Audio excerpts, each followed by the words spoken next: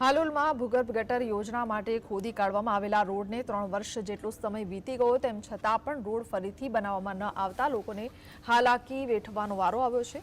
સ્થાનિક લોકોને અકસ્માતનો ભય સતાવી રહ્યો છે। અનેક વખત રજૂઆત કરવા છતાં કોઈ પણ નિરાકરણ ન આવતા લોકોમાં રોષ છે।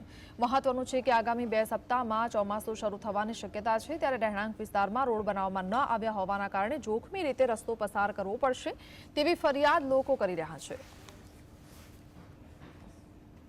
ચોમાસામાં હાલત એટલી ખરાબ થાય છે। નગરપાલિકામાં અમે બી ટેક્સ ભરીએ છીએ, અમે બી નગરપાલિકામાં બરોબર ટાઈમસર ટેક્સ ભરીએ છીએ, છતાં પણ અમારો રોડ એકદમ કાચો છે, છેક મેઇન રોડથી લઈ અને મંગલમૂર્તિ સુધીનો। છતાં આ ગટર લાઈનોનું કામ પતી ગયું છે, છતાં રોડના કોઈ ઠકાણા નથી। અમારે ગાડીઓ લઈને કેવી રીતે જવાનું?